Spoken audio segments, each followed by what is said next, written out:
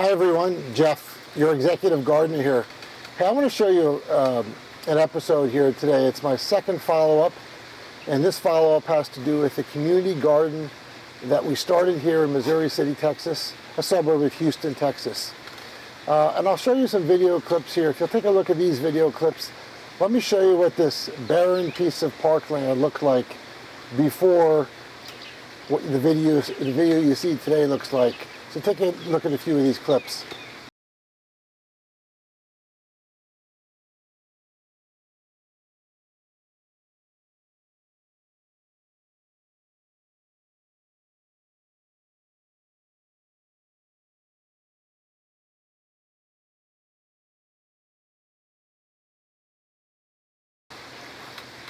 As you see from those clips, we beautified a park.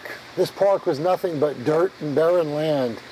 And with a grant and a donation from Aetna, my employer, the large insurance company, we turned this barren piece of land into something of beauty. And the video you're going to see today is just that. When we talk about community and what community means to each of us, let me tell you what community means to me. Community to me means bringing people together of all ages, races, cultures, for the common good of one thing. And our common good was to teach people of all ages, cultures, etc., about what it's like to grow your own healthy food and eat your own healthy food. And what you see today, there was very happy people, volunteers that left today with lettuce, some pepper plants, and some herbs from the garden, because that's pretty much what we're harvesting right now.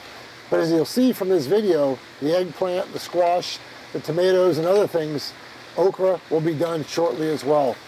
And my employer Aetna has a saying, it's an advertising campaign, which is, what's your healthy? What's your healthy? And what that means is, what does the term health mean to you?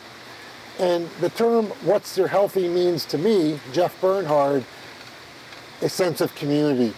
A sense of community of bringing together people and watching the satisfaction people have in turning a barren piece of land to a very fertile 20, 25 different beds, putting off all types of vegetable and fruit all year round.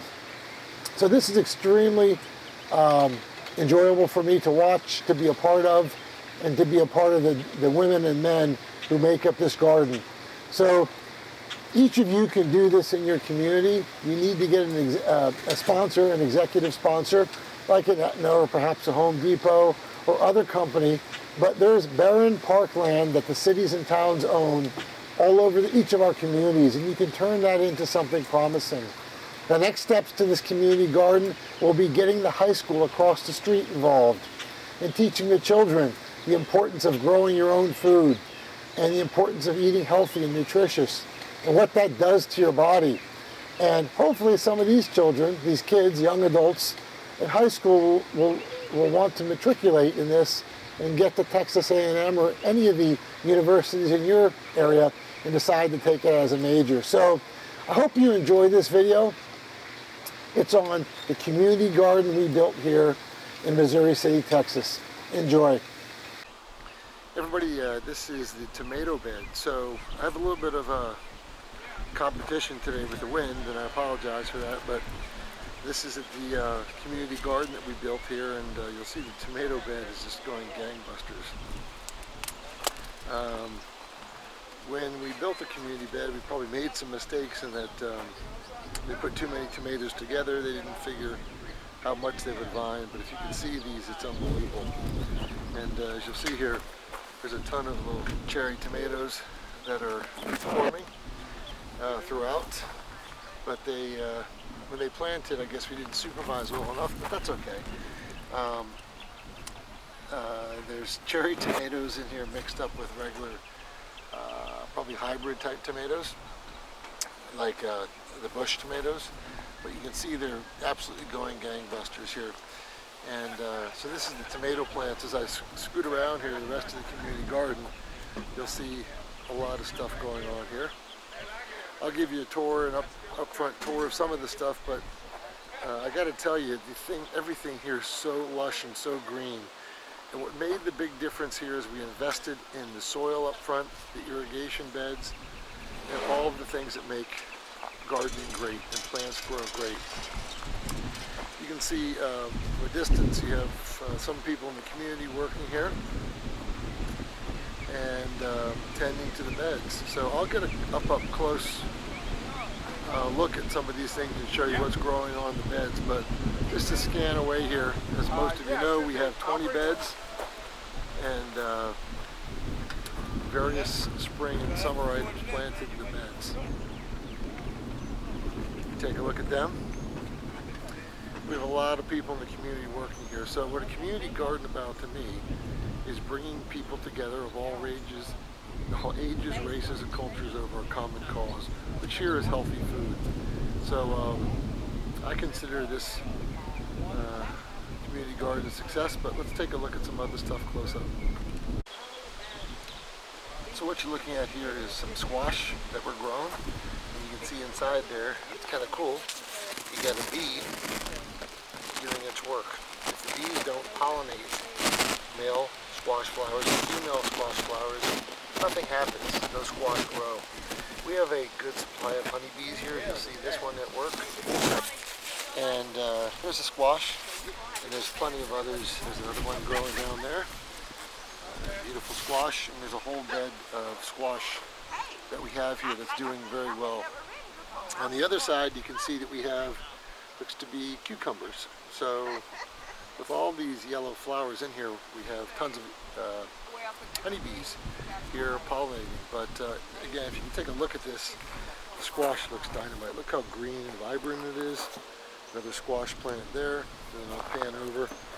The next bed, we have some additional squash plants there, and honeybees doing their work. So pretty incredible. In the rest of this bed, you'll see they're all baby bell pepper plants, and they haven't started germinating yet, but flowering yet. But I'll show you the next bed where you'll see some nice banana peppers.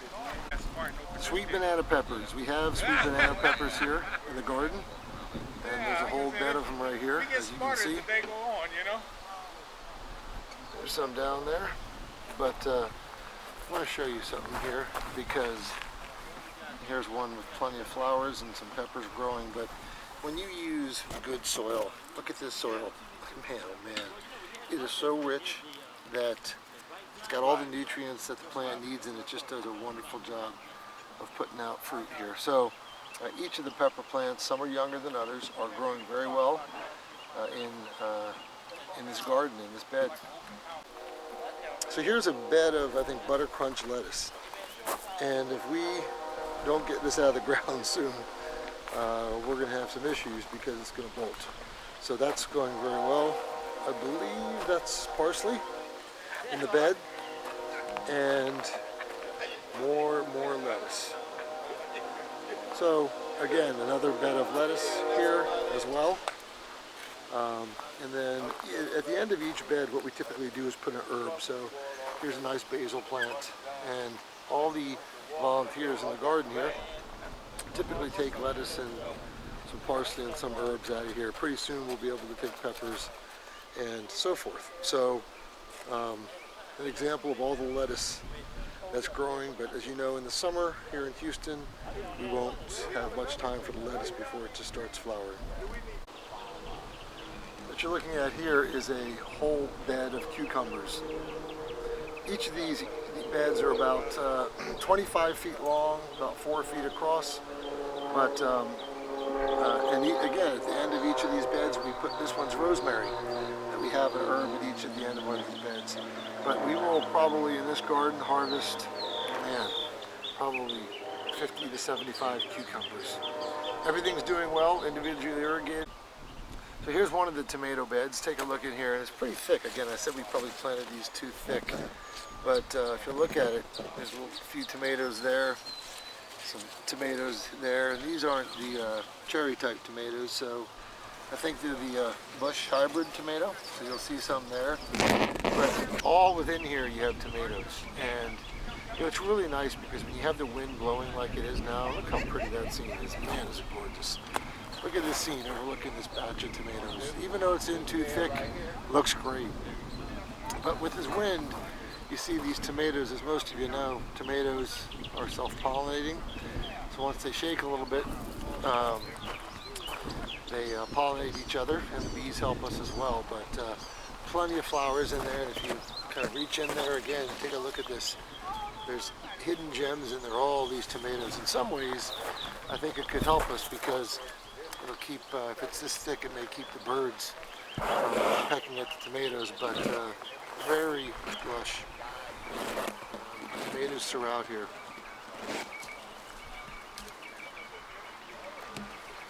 So this is the cucumber bed. This is, I think, the straight 8 cucumber, but I'm starting to wonder, you know, one thing about cucumbers, you see a lot of comments online where with some of the cucumbers, people say they get more male flowers than female flowers, but this cucumber vine, I gotta show you something. It's pretty amazing. All I see on here is female flowers. Look at that. Every one of them is female flowers. Every one of them is turning into be a cucumber. So take a look there. 2 more. There. More female flowers. And at the end, I'll hold this up better so you can see it. Look, they're all female flowers. That's unbelievable. Which means that this one plant, look at more female flowers. There's a male right there. And I'll hold up this other side to see if my theory holds true. Yeah, another female. I mean, it's pretty amazing that this one vine, I know you can buy vines. I don't know if this is like a F1 Calypso vine, but they put off more female flowers than male flowers, but just as one vine could put off, you know, 25, 50 cucumbers itself. As you see, it looks really good. We don't get a lot of mildew and mold, and that's because of this. We have a drip system that goes off twice a day, and you'll see the bed is still wide open. And again, there's an herb at the end there. Sorry for my camera work. But we drip, we don't spray. When you don't spray cucumber flowers and cucumber leaves, you don't get the mildew that often plagues these cucumber plants. So whenever possible, stay away from spraying, always drip. Nice, slow, steady drip over 30 minutes will probably do the job. Anyway, this is a shot of a very vibrant cucumber plant. Again, sorry for some of the wind, but what you're looking at here is our eggplant bed. So we have 1, 2, 3, 4, 5, 6 eggplants. And look how beautiful these eggplants are. They're not ready yet. The bees are starting to get their work. But the good news is that there's plenty of flowers. Look how gorgeous. If you've never seen, you're a novice gardener, eggplant, what it looks like before it gets to be a beautiful black eggplant. This is a black beauty eggplant. That's what it looks like. Look how gorgeous that is.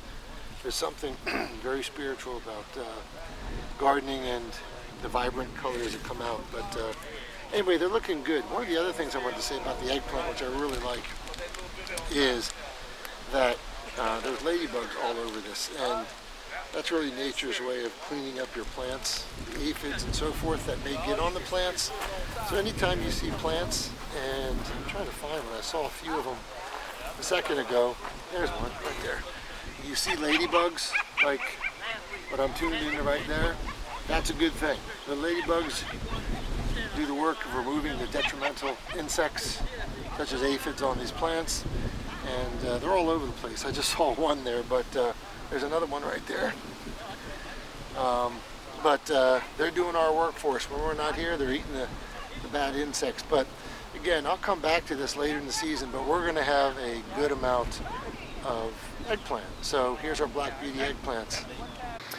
I hope you've enjoyed this piece from the Executive Gardener, taken to you from the Missouri City Community Garden in Houston, Texas.